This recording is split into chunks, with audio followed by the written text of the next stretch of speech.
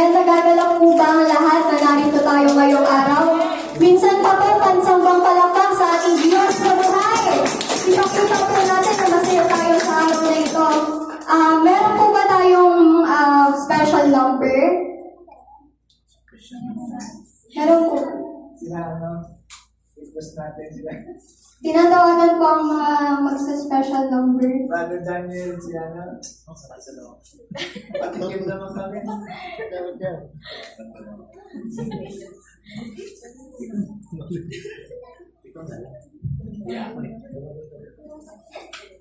Amen. Amen.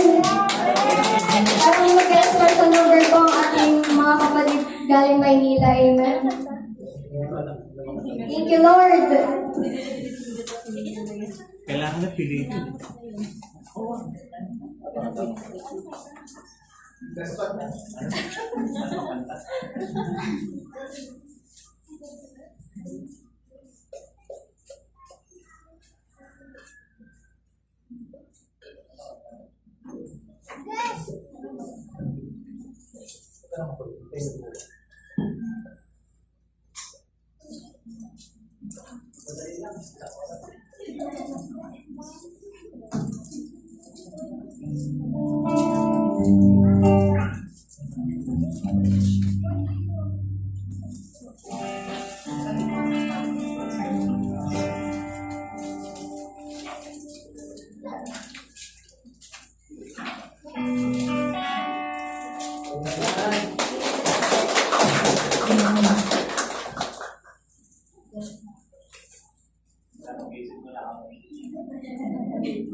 Nagulat na pa ako dito.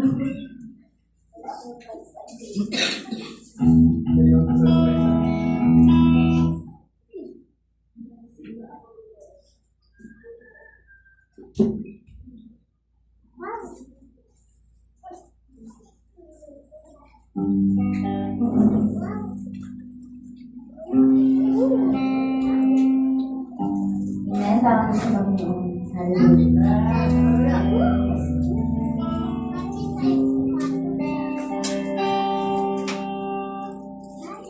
Thousand generation and nation to sing the song of ages now. And all God for us, and all who will believe, sing the song forever to them. Your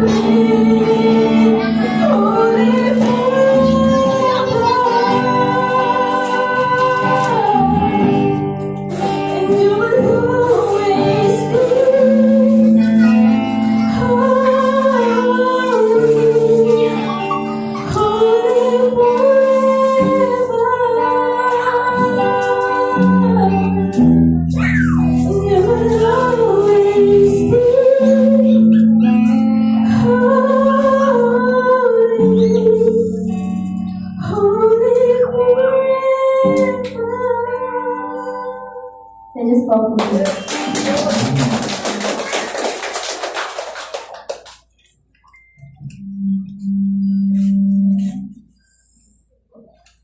Amen. Thank you po sa special number, special surprise, special number ng mga taga-Maynila. Thank you po. Pinagpala po kaming lahat sa inyong boses at sa inyong talento. Amen. Meron pa po bang mag-special number? Meron pa po. May nilat po. District 5. District 1.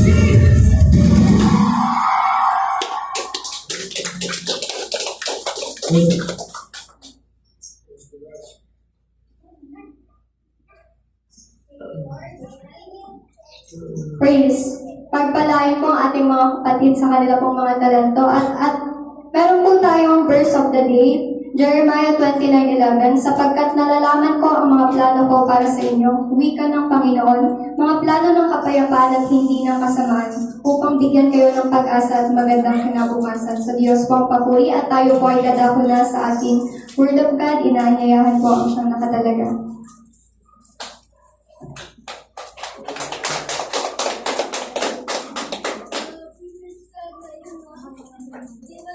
Sa praise. Okay,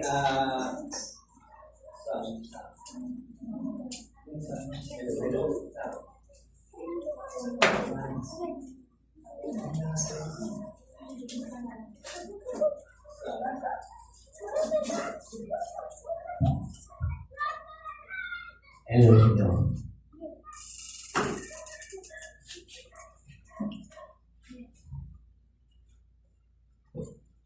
Okay, so lagi ko pong in-encourage ang aming ating mga manggagawa na alamin mo kung ano ang kaloob sa iyo ng Panginoon. Ano ba ang gift sa iyo ng Panginoon? Kapag ang gift sa iyo ay umawit, kahit saan ka magpunta, dapat may baong ka lagi na awitin. Maaari pag-sermon, dapat may baong ka laging sermon. Kung sa pagsayaw, may baong ka lagi sapagkat minsan bigla na lang yun, kagaya ng ganyan, bigla kang tatawagin, at least nakahanda tayo. Kaya naman, praise God para pakapunan ko noon. Magandang hapon po sa inyong lahat. Naalala ko po ng anniversary ay pinahayag ng ating Pastor Reden, na pagkatapos ng anniversary ay tututok tayo to enlarge our territory. Kaya sa pagkakataon ito, may konting kinalalaman ng ating mensahe bilang isang encouragement sa salitang enlarging our territory.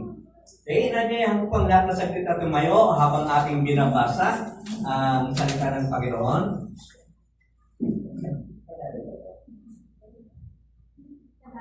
Tagalog. Mateo chapter 13 verse 33.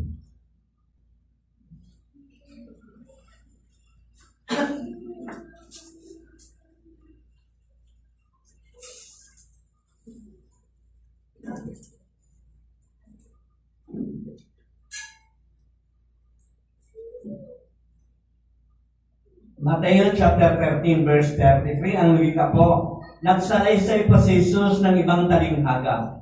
Ang kaharian ng langit ay katulad ng pampaalsa na inihalo ng isang babae sa isang 3 takal na harina hanggang sa umalsa ang buong masa. Tayo po'y manalangin. Dakila at makapangyarihan naming Diyos, itinataas po namin, Panginoon, na ang kasulatan na aming tinunghayan, naway patuloy na magbigay sa amin ng encouragement na, Panginoon, ganapin po namin ang iyong banal na kalooban, ang patuloy na abutin yung mga taong wala pa sa inyo. Kaya dakilang Diyos, sa pagkakataon ito, itinataas ko po, ibukas niyo po ang aming mga puso't isipan, na lubusan namin maunawaan ang mensaheng patid mo sa hapong ito. At sa iyong tagapagsalita, ay aming inaangkin lagi, aming inaamin, Panginoon, na wala kaming magagawa kung wala ka. Kayo po ang aming lakas, kayo po ang aming karunungan. Nakakatayo po kami dito sa unahan, hindi dahil, Panginoon, sa aming sariling kakayanan, kundi nakakatayo kami dahil may isang Diyos na sumasama sa amin. Kaya, Panginoon, sa oras nito, samahan niyo po kami at amin pong aangkinin na ang mensahe sa hapong ito ay magiging blessing sa bawat isa sa amin. Ito ang aming dalangin sa pangalan ni Jesus. Amen.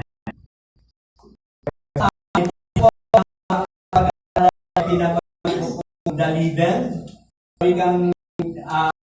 sa Tagalog is libador. Ano ang libador?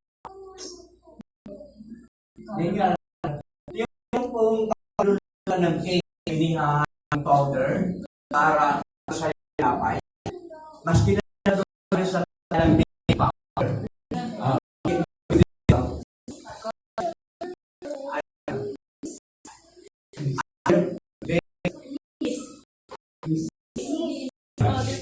Okay, so, yun nga. At pag sinabi natin alsa o ito'y libadora, alam po natin na ito ang inihahalo pagkagawa ka ng cake.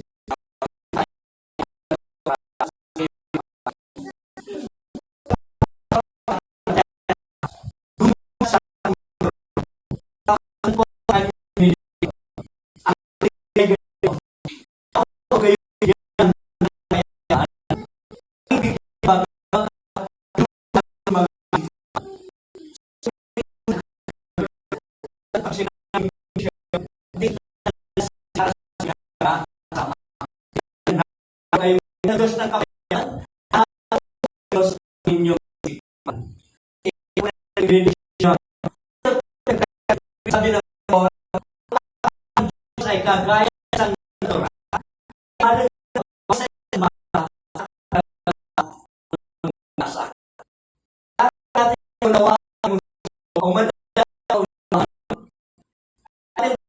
Ang kingdom of God. Ano ang kingdom of God? Doon po sa chapter 6, ang sabi ng Panginoon, sa kanyang ang sanga, thy kingdom come, thy will be done, in earth as it is in heaven. Itinuturo niya na ang iyong kaharian, Panginoon, ay naway dumating, kung paano ito naghahari sa langit, ay maghari din dito sa lupa. Ang tanong po natin ngayon, ang kaharian ba ng Diyos dumating na? So, inaantay pa natin. Darating ba? Hello? Okay, so, alam kasi, ang sagot kasi dyan, walang mali. Kung sinabi pong parating pa lang, parating po ang kingdom. Ang sabi po sa Lucas chapter 13, verse 21, yung si Jesus ng mga Pariseo, ang sabi ng mga Pariseo,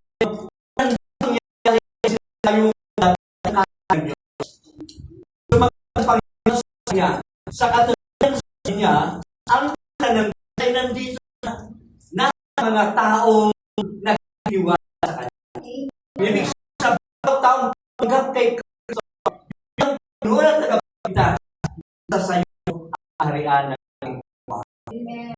Dito sa kaharian, kinalakan ang kaharian ng Diyos ay kulay sa Diyos. Bakit ang kaharian ng Diyos sa paano nagsimula ang iglesia? Alam po natin, nabasa natin sa banal na kasulatan, na nagsimula ang iglesia ng church dahil sa isang laki ng pagkakas ni Jesus. Dumating sa mundong ito na nag-iisa po siya dito sa mundong ito. At pagkatapos ng siya'y nangangaral, siya po ay kumuha ng 12 alagad. Doon nagsimula ang kaharian ng Diyos.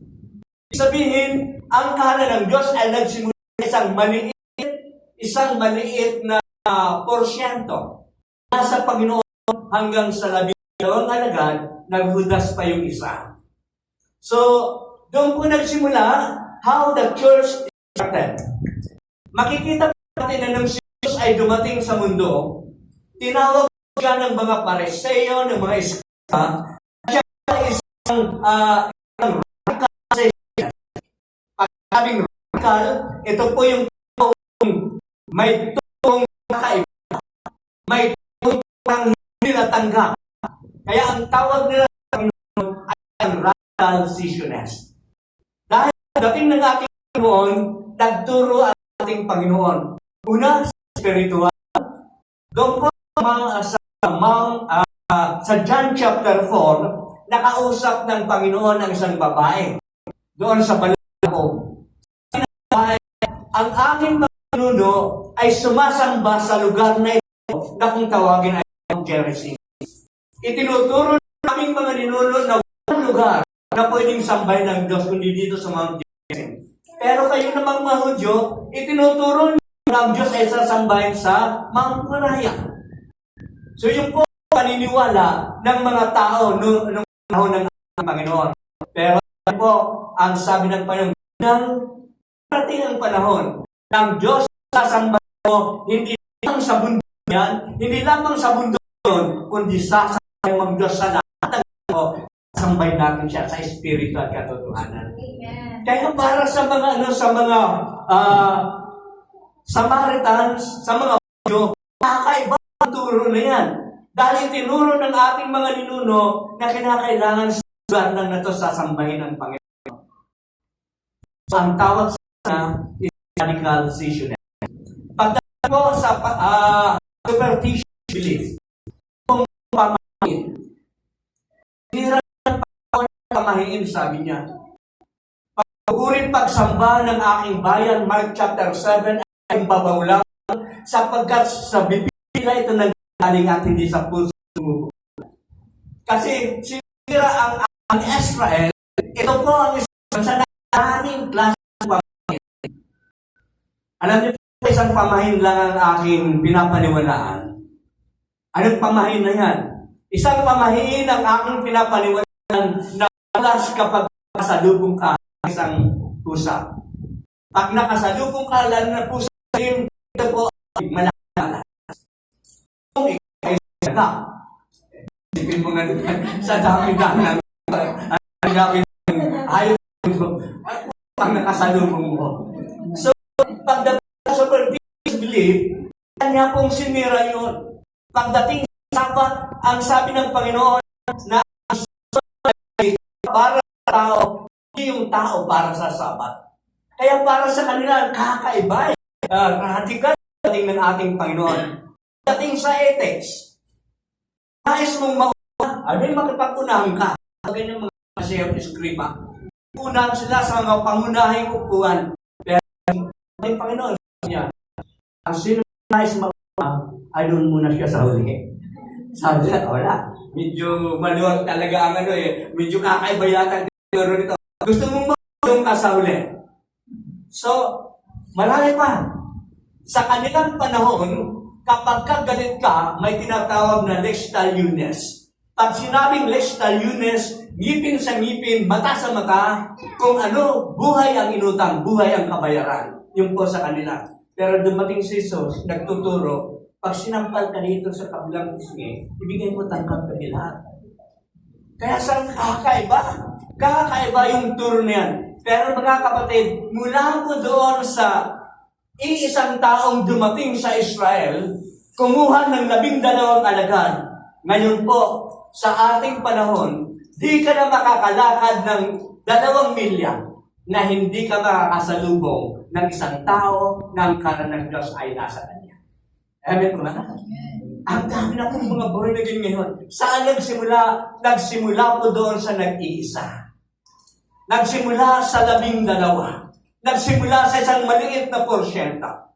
Ano po ba ang encouragement nyo sa atin? Ang encouragement sa atin yan, mga kapatid, maaaring sa ating tahanan, nag-iisa kang born again. Meron po ba rito? Siya lang mag-isang born again sa bahay? Maaaring sa trabaho, nag-iisa kang born again. Sa inyong komunidad, nag-iisa kang mananampalataya. Dahil less minority tayo, umaani tayo ng katakot-takot na kantyaw. Pinagtatawanan tayo. Nasubukan niyo na bang tawaging si Ramulo? Nung panahon namin, usong-usong po yan. Tatawagin kami si Ramulo eh. Bakit po? Sinabing si Ramulo, kasi ng song leader, tayong lahat mayo, pagkatapos mayo leader, ang mga tao, sabi niya, pikit natin ang ating mga mata. Pag nakapikit ng mata, awitin natin ang open my eyes, Lord. Saya tingnan mo, kung hindi mo siya ulit mag-pikit. Pagpipikit din, pagkatapos open my eyes, Lord. Mayroon nagpapatotoo, iyak ng iyak. Ang saya-saya ko. Ang saya. Pero umiiyak. Ang bihir ng mga taong to. So mga kapatid, maaaring less minority po tayo, maaaring tampulan tayo ng tukso, pero huwag tayong susuko. Huwag tayong mag-give up. Lagi nating isipin ng isang libadora, pag inihalo sa masa, umaal sa yung masa. Ako po hindi marunong gumawa ng tinapay. Pero ang alam ko po, pag gagawa ka ng tinapay, hindi 1:1. Halimbawa, isang sakong harina, isang sako ding libadora. Ganun po ba ang pagluluto? Hindi, di po ba? Ayon po sa mga eksperto, pag sumobra sa libadora, pumapait yung niluluto. Kaya mula sa isang masa, hahaluan lamang ng maliit na porsyento ng libadora. Pero kahit maliit na porsyento ng libadora, kayang paalsahin ang masa. So mga kapatid, yun lagi ang lagay natin sa isipan. Maaaring sa ngayon, pinagtatawanan tayo sapagkat less minority tayo. Tayo lamang po yung mga kumikilala sa Panginoon. Huwag tayong mawawalan ng pag-asa. Lagi nating isipin ang libadora, maliit na porsyento. Pag inihalo sa masa, umaalsa yung masa. Amen? Alam niyo po, pagdating sa oras ng kainan, ipakita mo pa rin na Kristiyano ka. Manalangin ka pa rin sa harapan ng kainan. Minsan kasi, tayo kapag nakakapag-pray tayo, kapag nandito sa church. Pero pag nasa restaurant, meron pang kaibigan, kinakausap ko, nakatitig doon sa kanin. Sabi ko gano'n, uy, sabi niya. Pagkatapos yung sabi niya, kulit mo nananalangin ako. Sabi ko, akala ko tinititigan mo lang yung kanin. Hindi siya makapikit dahil ang daming mga taong nasa paligid. Pero ang encouragement tayo sa atin, huwag po tayong give up. Huwag tayong susuko. Huwag tayong susurrender. Sapagkat kahit na ikaw lang ang nag-isang Kristiyano sa lugar na yon, manalangin ka. Alam niyo po, pag mananalangin tayo, may tatlong bagay na pwedeng mangyari sa kanila. Una, maaaring humanga sila sa lakas ng loob mo. Wow, lakas ng loob naman ito. Nag-iisang Kristiyano lang na nanalangin. Pangalawa, pwede silang kapahiya sa kanilang ginagawa. Dahil sila ay kumain na parang baboy, pagdating ng pagkain, basta kain na ng kagad. Ikatlo, maaaring matawa sila sa'yo. Sasayin, ang baloy naman ito. Ang baloy naman ito. Osong-oso na yung Android pagkatapos, ngayon pa-pray-pray ka pa. Mga kapatid, hindi po nakakahiya yung tayo po ay manalangin. Hindi po nakakahiya kung tawagin man tayong baloy. Ang nakakahiya, ang nakakalungkot, kung ikaw mismo ang mahiya sa iyong ginagawa. Mahihiya ka na sasabihin mo sa tao na ikaw isang Kristiyano. Kinakailangan po natin ipahayag. Kaya sabi nga po ng ating tema, enlarge our territory. Palawakin natin ang ating teritoryo. Alam niyo po ba kung ano ang dahilan kung bakit ang Sodom at Gomora ay tinupok ng Diyos? Ano po sa palagay mo? Sodom at Gomora, tinupok ng Diyos. Ang sabi sa mabilisang tingin natin, kaya po tinupok ang Sodom at Gomora dahil sa kasalanan ng Sodom at Gomora. Amen po ba? Yung pong mga talamak doon, yung mga bakla, talamak doon, yung mga tumboy. Kaya dahil daw po sa kasalanan yan, tinupok ng Diyos ang Sodom at Gomora. Pero narito po ako ngayon, isinisigaw ko na kaya po tinupok ng Diyos ang Sodom at Gomora, hindi dahil sa kasalanan ng tao. Hindi dahil sa tao ay makasalanan, kundi kaya po tinupok ang Sodom at Gomora dahil sa kawalan ng matuwid sa Sodom at Gomora. Naalala niyo po ba yung sabi ni Abraham? Panginoon, sabi niya, kung sakasakali, Panginoon, mayroon pong 50 matuwid sa Sodom at Gomora. Tutupukin mo bang Sodom at Gomora? Sabi ng Panginoon Abraham, alang-alang sa sinasabi mong 50, hindi ko tutupukin ang Sodom at Gomora.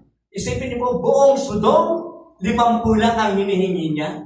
Sabi ni Abraham, paano Panginoon kung 45 lang? Sabi pa rin ng Panginoon, di ko pa rin tutupukin ang Sodom at Gomora. Nagtuloy-tuloy po yung tawaran, sabi ni Abraham, paano kung 40 lamang? Paano kung 30? Paano kung 20 lamang? At ang huling tawad ni Abraham, Panginoon, paano kung 10 lang ang matuwid sa Sodom at Gomora? Tutupukin mo po ba ang Sodom at Gomora? Ang sabi ng Panginoon, Abraham, alang-alang sa 10 sinasabi mo, hindi ko tutupukin ang Sodom at Gomora. Pero bakit tinupok ang Sodom at Gomora? Wala nakitang 10. Amen po ba? Walang nakitang 10. Sabi ng Panginoon, alang-alang sa 10, di ko ipapahamak ang Sodom at Gomora. Pero napahamak ang Sodom at Gomorrah. Kaya po ang Sodom at Gomorrah tinupok ng Diyos not because of their sin, but because of the absence ng mga matuwid sa Sodom at Gomorrah. Kaya po, huwag tayong mahihiya, mga kapatid. Lagi nating ilagay sa ating isipan na ang isang libadora ay kaya niyang paalsahin ang isang masa. Kahit nag-isa lang tayo, kahit tayo kinakantyoon, pinagtatawanan, basta ang lahat ay ginagawa natin para sa ating Panginoon. Amen po ba? Malakpakan po natin. Bakit iulan isang libadora?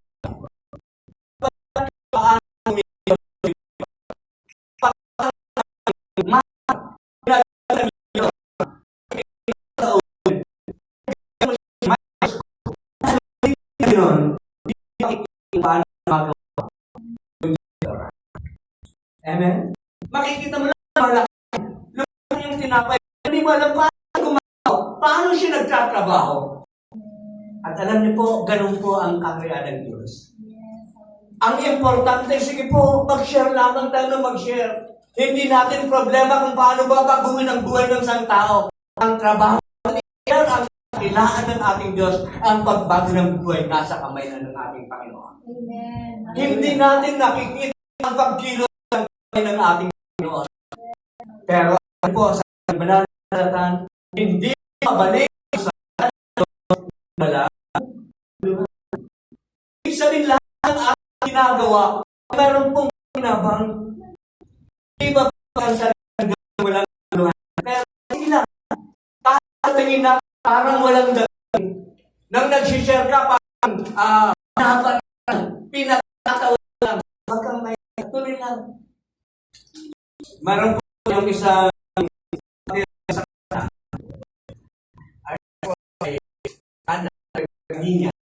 meron po siyang pero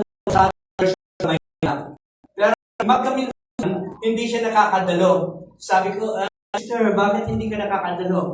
Sabi sa akin, ay, Pastor, ay ba naman kasing apo ko, ang kulit-kulit, ang likod, hindi ako makapag-concentrate. Dahil habang tayo ay naggagawa, ay takbo ng takbo yung bata. At minsan nga, binangga yung pulpito, matumbang pulpito dahil sa kalikutan ng kanyang apo.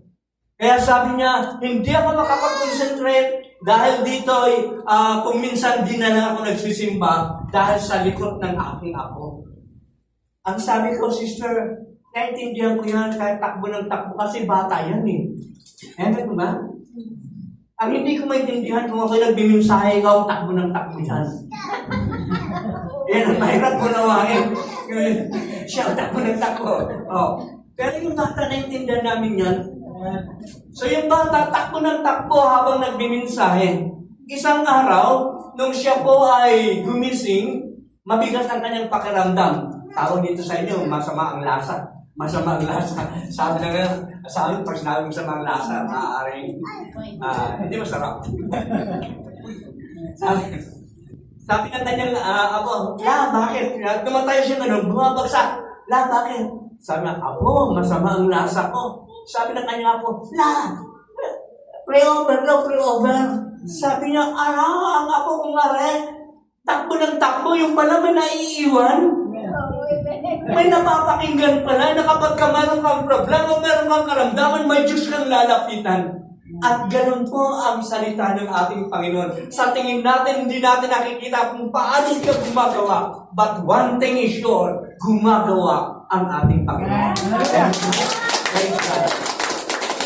Kagaya kaming bawal yung poder na to at gawa sa akin ko. Hahawak ko ng maso, pupukpukin ko ng gano'n. Unang pukpok, hindi nabasag. Pangalawa, tatlo, ikaapat, ikalima. Pag 100 pukpok, nawasak yung pader. Ang tanong po natin, alin bang malakas na pukpok? Yung pang 100 o yung una? Siyempre yung una. Dahil hindi ka pa pagod. Ang pang 100 halos umaabot na nagyari ganyan. Pero bakit doon bumigay? Kasi po, sa unang hampas pa lang, nagpapayanig na sa pundasyon. Pangalawang hampas, dahan-dahan na yayanig ng pundasyon. Hanggang sa dumating na sandali na mawawasak yan yung pader na yan dahil sama-samang kumilos mula sa unang hampas hanggang sa panghuling hampas. So mga kapatid, huwag tayong mawawala ng pag-asa. Tuloy-tuloy lamang po. Kahit sa tingin nila, pinagtatawanan tayo, pilala mo lang yan, peluso po tayo yan. Minsan kung mag-share tayo, namimili tayo wag yan. Ano yan peluso po tayo yan. Wala akong piloso po sa harapan ng Diyos. Amen po ba? Patunay mismo ikaw. Tayo mismo ang patunay. Ako po, number 1 po akong manlalait sa gawain ng Panginoon. May gawain ng Panginoon sa ibaba. Ako nasa taas naglalaro ng chess. At ang pera namin doon, imbis na sana na check, sasabihin na, praise the Lord. Ako sana na, hallelujah. Ganun po namin nilulupo ang salita ng Diyos. Pero nang minsan dumalo ako sa gawain ng Panginoon, nung nagsisermon yung pastor, sabi ko, yung pastor na yun, alam na alam yata yung buhay ko Pinagsasabi dyan sa harapan ng pulpito Tapos nung nag-anyaya na sinong lalapit, alam niyo po ako na akong lumapit doon. Yan ang pagkilos. Praise God. So number 2, how the leaven works. Ikatlo po, the leaven become effective only when it was mixed to the lamb. Ang isang libadora, nagiging epektibo lamang ito kung ito'y ihahalo sa masa. Amen po na, yung mga gumagawa ng tinapay.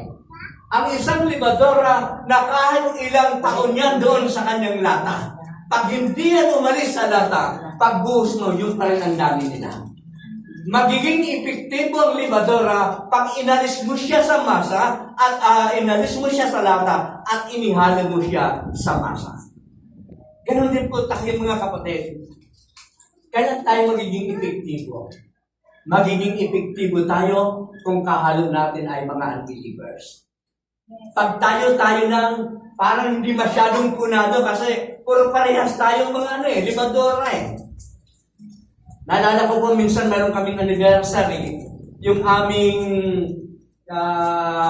giveaways ay isang maliit na flashlight na parang high heel ng isang babae. Binuksan ng isang kasama ko, sabi niya, hina naman.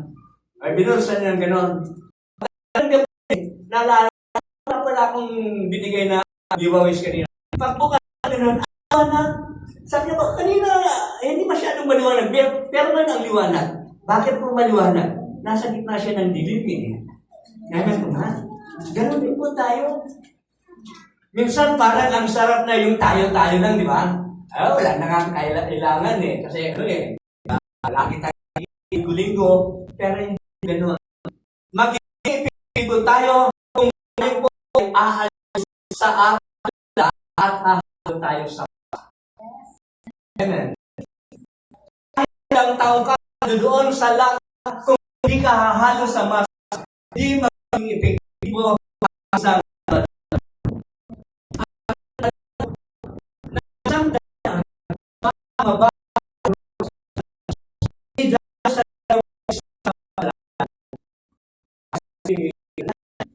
na yung mga makasalanan kaya hirap na sa Panginoon kasi shortage na puro mga matutuwid na hindi po.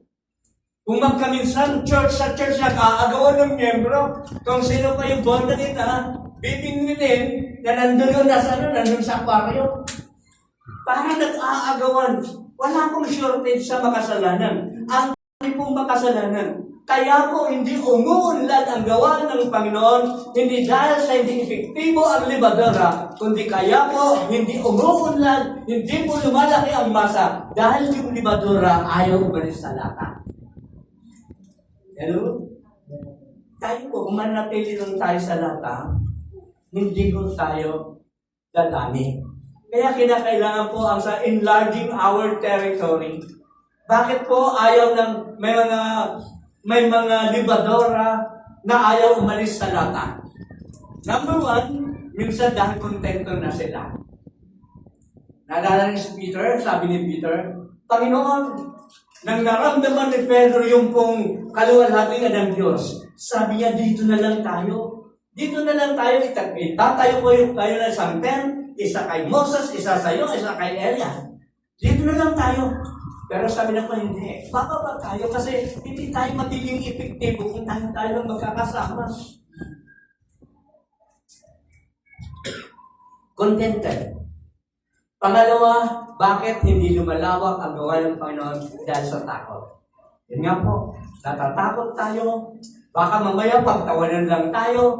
Baka mamaya hindi tayo pansinin, mapapaya lang tayo. Kaya may mga debatora na tito lang po sa lata. Ayaw nang umalis sa kanyang lata dahil sa takot. Naalala niyo po ba si Marta? Nung pong namatay si Lazaro, dumating ang Panginoon. Pagdating ng Panginoon, sabi, iyak nang iyak si Marta. Panginoon, kung nandito lang sana kayo, sana hindi namatay si Lazaro. Sabi ng Panginoon, Marta, naniniwala ka bang kayang mabuhay ni Lazaro? Opo, Panginoon. Tayo na, punta tayo sa libingan. Pumunta siya sa libingan, tumitingin si Marta, ang daming sumunod, daming mga taong sumunod, paano kung hindi mabuhay? Nangyari na po ba yan sa atin? Yung parang nag-aalinlangan tayo. Paano? Sabi ni Marta, paano kung hindi mabuhay? Ang daming sumunod yung mga Hudyo. Kaya nung sinasabi, bago sabihin ng Panginoon na buksan, alisin ang bato, pasimpleng lumapit sa Marta, Panginoon, 4 na araw na yung nakalibing. 4 na araw na nakalibing yan. Kasi natatakot si Marta. Kung magkaminsan kasi, ilalagay tayo ng Diyos sa isang sitwasyon na parang alanganin. Susubukin ng Diyos ang iyong pananampalataya. Naalala ko po yung aming teacher sa Bible School. Ang kanila pong church ay, ang pamagat ay Door of Faith. Ang Door of Faith, isusubo ka patungo sa isang lugar, pamasahe mo lang ang dala. Pagdating doon, bahala na ang Panginoon. Magbubukas siya ng pinto para sa iyo. Yung po sa kanila, yung po ang Door of Faith. So pumunta po sila ng Bicol, silang dalawa, pareho silang babae. Pagdating sa Bicol, lagpas na ng alas 12. Yung dala lang na pamasahe lang. Medyo gutom na sila. Sabi na, nako, saan kaya yung magbubukas ng pinto? Mabuti kung dito si Pastor Rao, magbubukas ng pinto yan. Kaya naglalakad-lakad sila. Sino kaya magbubukas ng pinto? Wala akong nagbubukas ng pinto pag alas 2 na. Medyo nakakaramdam na ng kumakalam ng sikmura. Maya-maya nakita ni Ma'am Sylvia, yung pong isang bata na nagdalaknak yung sugat sa katawan. Nagdalaknak siya sa sugat na yung parang nagtutubig. Naawa siya. Sabi niya, boy, halika na. Sabi niya, bakit po? Ay, pag-pray kita. Ipinag-pray ni Ma'am Sylvia. Alam niyo po, habang nag-pray siya, natutuyo yung ng bata, natutuyo yung sugat. Pag sabi niya ng amen, tuyong-tuyo yung sugat ng bata. Pagtingin ng bata sa sobrang katuwaan, di na nakapagpasalamat, kumaripas siya ng takbo. Sabi nila, tingnan mo yung bata sa sobrang katuwaan, di na nakapagpasalamat. Pero maya-maya, karay-karay yung nanay. Ay, yan ang pagaling sa akin. So, pagdating doon, sabi, kayo pala nagpagaling. Sabi niya, okay, Panginoon po, pinag-pray po namin sila. Sabi niya, ganun ba? Kumain na ba kayo? Sabi niya, okay, nagbubukas ng Panginoon ng pinto. Kumain na ba kayo? Wala pa nga po eh. Ay, kain muna kayo. Dinala sila sa isang restaurant. Pagkatapos habang kumakain, taga saan ba kayo? Taga Maynila po, magmimission kami rito. May tutuloyan po ba kayo rito? Wala nga po. O samahin mo na kayo tumuloy. Sabi, talagang makikita natin ang pagkilos ng Diyos. Yung sinasabing, Door of Faith, magbubukas ng Diyos ng pintuan. So doon po sila natulog sa gabi niyon. Kinabukasan, nagising sila, ang ingay ng mga tao. Bakit kaya ang ingay? Pagsilip na sa bintana, ang haba ng pila ng mga taong may sakit. Sabi na, tapos sabi, bakit ang daming tao? Sabi ng babae, pasensya na po, nagkwento ko kasi na nagpapagaling kayo ng karamdaman, kaya nagdatingan yung mga kapitbahay ko. Naku po, isang pila pagkahaba-haba ng tinignan yung nasa unahan, ang laki ng bosyo. Yung goiter, sabi niya, yung may goiter pa nasa unahan, sana kung sinasabing, medyo may ulcer, sige magaling ka na, hindi ka na tanaw. Ang laki ng goiter eh. Ngayon, dahil nandun na, wala nang magawa. Sina Ma'am Sergia, sabi nga, Panginoon, inilagay mo kami sa ganitong sitwasyon, bigla ko silang first fasting kagad sa oras na yon, hindi na sila kumain dahil nga po, ang haba ng pila ng mga tao. Pagkatapos na rin ang haba sa kanyang puso. O sige, pag-pray na natin. Nagsimula siya nag-pray doon po sa may waiter. Habang nag-pray siya, hindi niya nakikita dahan-dahang lumiliit ang busyo ng babae. Pagtingin niya ng gano'n, sabi niya, Amen. Pagtingin na wala na, sabi niya, okay, next! Sabi niya, nang makita niyang gumaling, okay, next! Ang lakas na ng loob niya. Kasi nga po, mga kapatid, minsan ilalagay tayo ng Diyos sa isang sitwasyon na parang magdadalawang isip ka. Lagi na humawak sa salita ng Panginoon. Ang isang libadora, kayang paalsahin ang isang masa. Alam niyo po ba na ang bus, yung sinasakyan natin ngayon, naimbento yan noong 1901. Noong 1901, ang bus noon ay dahil bagong imbento, hindi pa ho kasing sophisticado ng bus natin ngayon. Ngayon, pag umupo ka, para ka nang nasa aeroplano. Yung bus noon talagang, kasi bago pa lang, talagang marami pang dapat i-improve. Pag sasakay ka ng bus, tatanungin ka, ano bang kukunin mong ticket? First class, second class, o third class? Sabi ng isang sasakay, ano ba kukuha ng first class? Diyan, guys, saan? Mamili ka kung saan mo gusto. Sabi niya, ibig sabihin pag first class, kahit saan mo, pwede mo po. Oo. Sabi nga, kaya ganun, yung second class, syempre, pag sinabing class, may babas yung mga, yung bayan. Yung second class, sabi niya, mamili ka diyan, kahit saan dyan. First class at saka second class, parehas lang. Kahit saan mo gusto mo po, oo, parehas lang yan. Yung third class, ganun din. Mamili ka kung saan mo gusto mo umupo. Sabi ng pambilihan na, first class, second class, third class, puro parehas yung upuan. Saan yung kukunin mo? Third class na, mura. Dahil parehas naman ang upuan. Kumuha siya ng third class na ticket. Nung tumatakbo na yung bus, dito niya nakita ang kaibahan ng first class, second class, at saka third class. Nung umaakyat na yung bus, hindi na makaakyat. Sabi ng bus, tug, tug, tug, tug, tug. Sabi ng driver, okay, first class passengers, remain at your seat. Second class passengers, get down and push. Yung second class pa na, para magtula. Third class, second class passenger pala, get down and walk. Maglakad na patungo doon sa unahan. Para pag nandun na, makakasakay ka na. Pero ang third class passenger, get down and push. Sabi niya, ayun, yung palang kaiba ng first class at saka third class, magpupush ka pala. Ngayon ang tanong po natin, kung ikaw ay kukuha ng ticket, anong ticket kukunin mo? Siyempre, yung first class.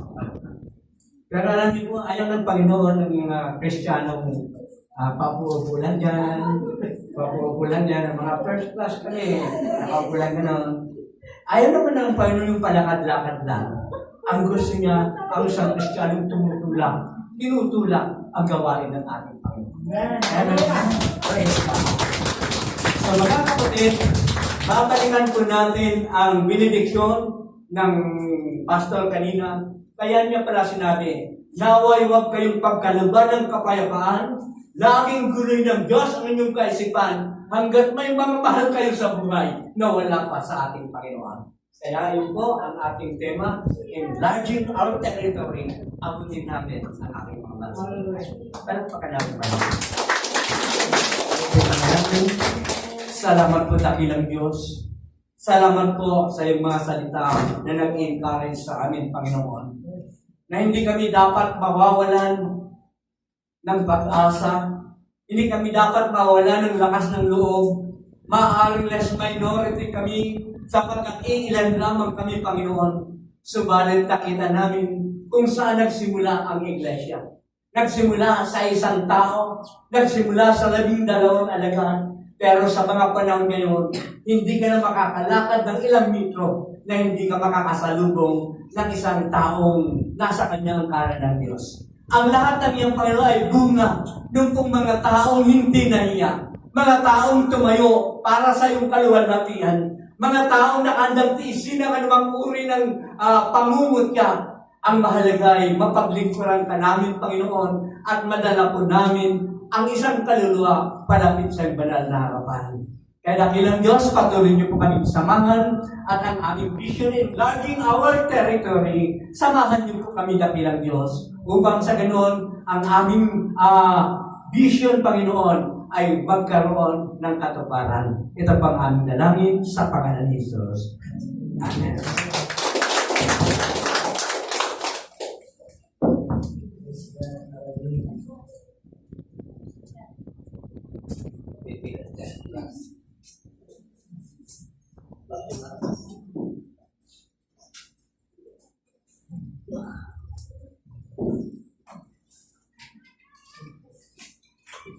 Amen. Hallelujah, Lord. Lord, na makapangingin sa lahat.